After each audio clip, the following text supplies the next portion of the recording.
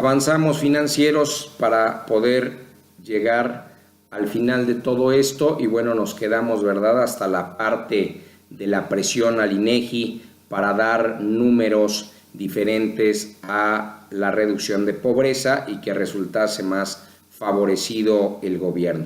Desde luego la Secretaría de Hacienda ha sido el autor y aquí, bueno, es una crítica fuerte que hacen los medios de información y desinformación, de los gasolinazos, de los recortes del gasto educativo, del aumento en el presupuesto militar, de la continuidad a la irresponsable política de endeudamiento extremo iniciada durante el gobierno del anterior y el cual se ha agravado aún más durante el sexenio actual, pues dicen que gracias a las gestiones de MID y gracias a las gestiones de Vide, desde luego desde el año 2010 la Hacienda pues tiene una deuda pública, así lo ponen, deuda pública que ya es equivalente al 50% del Producto Interno Bruto, entonces habrá que saber a cuántos billones asciende el Producto Interno Bruto y como decía un alumno, es como 4 veces el presupuesto, ¿no? Le digo, pues es como 4 y poquito más, ¿verdad? Pero sí son billones de pesos y entonces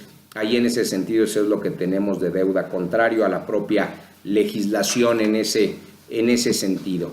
Bueno, vamos a seguir. Desde luego ustedes van a poder advertir lo que se dice sobre algo que se ha captado respecto de su forma de pensar y es que se señala que es de convicciones ultraconservadoras en materia social, que es un fundamentalista religioso cercano a algunos de los autores más fuertes, ¿verdad?, del Opus Dei en esta nación, que se opone al aborto, bueno, pues es su forma de pensar, al matrimonio gay, yo no sé si sea su forma de pensar, así dicen que es su forma de pensar y si lo que dicen es cierto, pues es su forma de pensar, al matrimonio gay y a la liberación femenina, bueno, es cosa de evaluarse. Se dice que es la viva imagen de la continuidad del sistema de la impunidad, de la corrupción, de la desigualdad, del entreguismo y que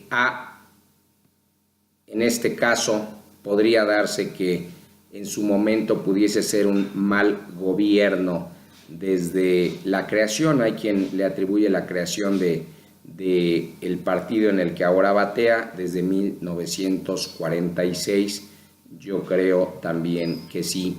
En el contexto actual de despertar ciudadano, y así les llama la atención a algunos de los que son contrarios, escriben, y por cierto, grandes constitucionalistas, dicen que hay una indignación generalizada, pues yo creo que no lo dicen, ¿verdad? Eso se vive, eso se siente, y en este caso pues solamente podría imponerse en el 2018 por medio de un fraude electoral que prácticamente será histórico y así lo señala algún autor e investigador.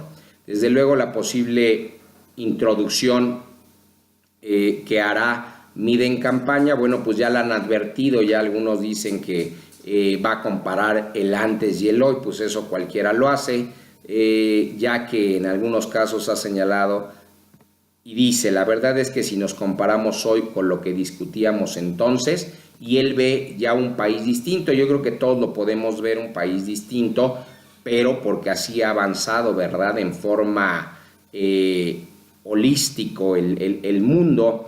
Él ve un país global y van a ver adelante cómo se contradice a este respecto.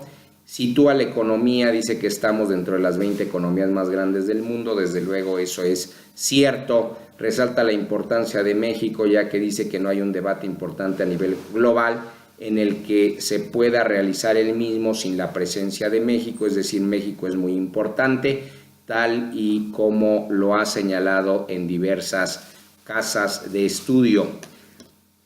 Hay otras críticas que se le pueden hacer y que le han hecho, no que se le pueden hacer, que le han hecho, pues pretende seducir aparentando desconocer la historia.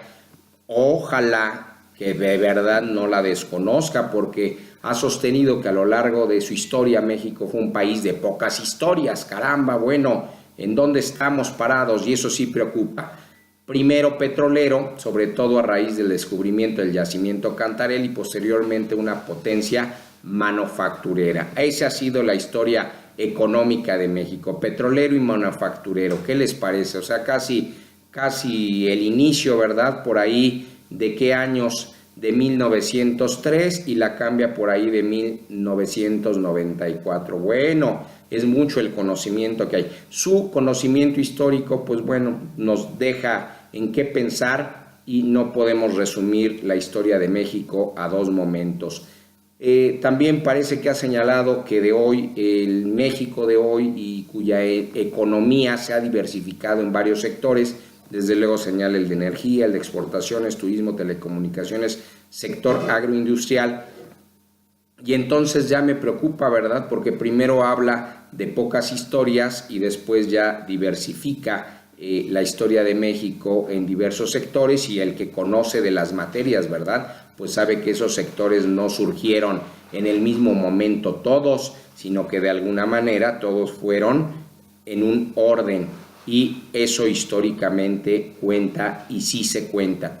Siendo economista, pues bueno, llama la atención que se confunda, ¿verdad?, entre lo múltiple y lo que de alguna manera es poco. Naturalmente que esperemos que de ahí no venga la asesoría de falta 1 minuto o 5 minutos, 1 hora o 5 horas, que ya esa es una interpretación, pero qué sorprendente. Se contradice también al sostener que en esa multiplicidad de historias que tenemos está basada nuestra gran fortaleza. Entonces, ¿tenemos pocas historias o multiplicidad de historias? Ojalá puedan unificar, porque también anda ahí fallón con relación al presupuesto basado en resultados y el presupuesto base cero. Entonces, ha ocupado puestos importantísimos y ha tocado los temas de presupuesto como para equivocarse en esos temas tan sencillos. Se dice también que es un antisocialista y que ve al neoliberalismo como la única opción, pues ha señalado que en el caso, así se ha leído en algunos medios, en el caso de la caída del muro de Berlín, donde un país dividido en dos proyectos políticos terminó unificándose con el triunfo del neoliberalismo sobre el socialismo. Fíjense qué fácil lo pone. Al final triunfó el neoliberalismo sobre el socialismo. La conclusión, pues entonces no tiene duda, ¿verdad?, de que la mal llamada para nosotros reforma energética, pues es la puerta abierta al neoliberalismo, y el neoliberalismo es el triunfo de una sociedad. Así indica y ve a la lección que él mismo pone, que si dos sociedades eran prácticamente idénticas en todos sentidos, yo no creo, había de los dos en ambos lados, y separadas por un muro nomás así, separadas por un muro, bueno, ahí crecieron generaciones que ya no nada más las separaba un muro, sino formas de pensar.